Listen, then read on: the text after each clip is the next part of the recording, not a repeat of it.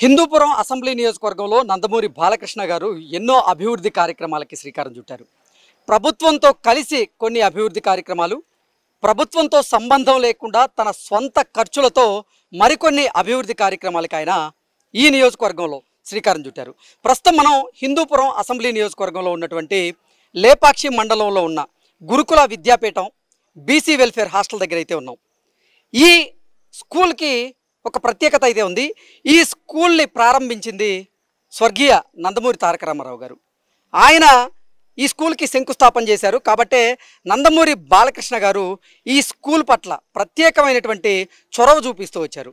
ఆయన సొంత ఖర్చులతో 42 లక్షల రూపాయలు వెచ్చించి ఈ స్కూల్లో కొన్ని సుందరీకరణ పనులను అయితే ఆయన చేయించారు. అలాగే విద్యార్థులకు అవసరమైనటువంటి స్థానప గదుల్ని, బాత్రూమ్లని, అలాగే మరికొన్ని వస్తువులు కూడా ఇక్కడ నందమూరి బాలకృష్ణ గారు తన సొంత ఖర్చులతో ఆయన అభివృద్ధి చేయించినటువంటి నేపథ్యంలో ఇక్కడ ఎటువంటి అభివృద్ధి కార్యక్రమాలు జరిగినాయి, బాలకృష్ణ గారు ఎంత వెచ్చించారు అనేది మనం పూర్తి స్థాయిలో తెలుసుకునేటువంటి ప్రయత్నం చేద్దాం. ప్రస్తుతం ఈ గురుకుల విద్యాపీఠానికి అధ్యాపకులుగా ఉన్నటువంటి వారు మనతో ఉన్నారు. వారితో మాట్లాడదాం. సార్ నమస్తే అండి. నమస్తే సార్.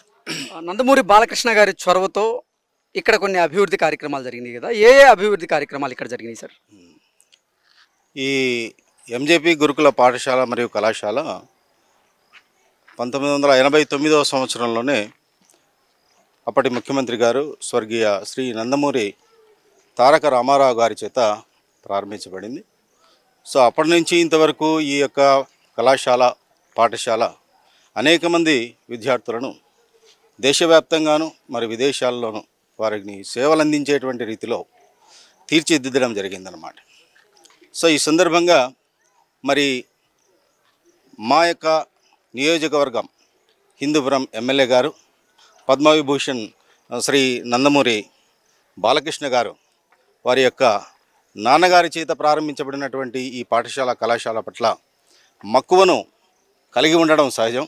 మరి మరింత మక్కువతో మా యొక్క కళాశాలకు సంబంధించి పాఠశాలకు సంబంధించిన విద్యార్థుల పట్ల తన యొక్క ప్రేమను చాటి చెప్పారు. మరి మొన్నటి విద్యా సంవత్సరంలో 24-25 విద్యా సంవత్సరానికి కాను ఎప్పుడో ప్రారంభించబడి ఉపయోగించబడుతున్నటువంటి ఇక్కడ ఉన్నటువంటి స్నానపు గదులు కావచ్చు, మరి ల్యాబొరేటరీస్ కావచ్చు, కొంత అధ్వానమైనటువంటి స్థితిలో ఉండేటువంటివి.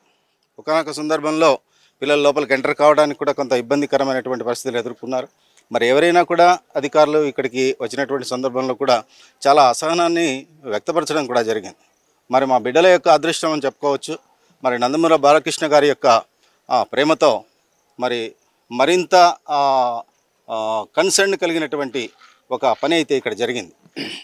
దాదాపుగా 40 నుంచి 42 లక్షలకు పైగా తన సొంత నిధులను వెచ్చించడం ద్వారా ఇక్కడ ఉన్నటువంటి స్నానపు గదులు కావచ్చు, తర్వాత ల్యాబొరేటరీస్ కావచ్చు, డార్మెటరీస్ కావచ్చు, మొత్తంగా దాన్ని రెనోవేట్ చేయడం జరిగిందనమాట.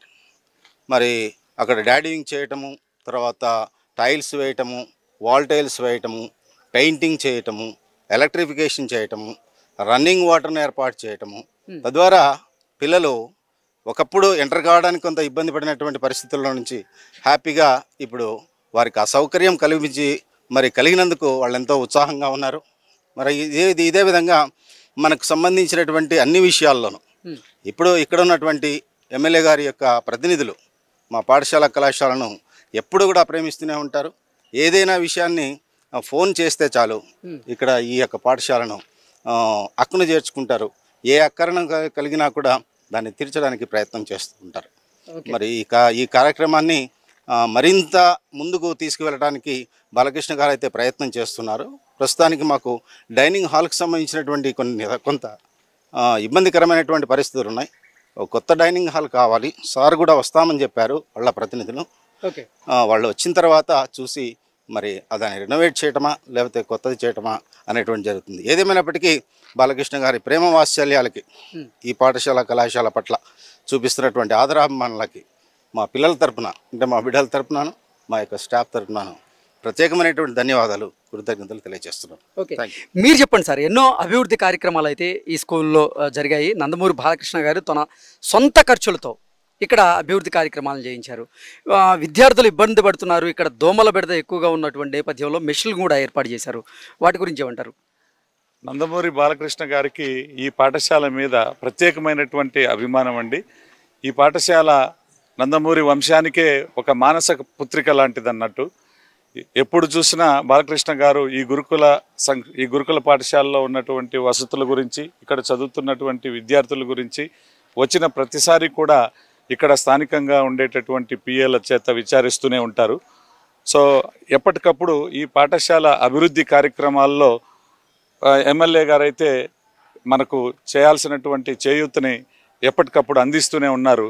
అందులో భాగంగానే ఈ సంవత్సరము మన పిల్లలు దోమల బెడదన పడకుండా అనేక రోగాల నుండి తప్పించుకోవడం కోసం మంచిగా కిటికీలకు వెంటిలేటర్స్కు మెష్ వేయించారు.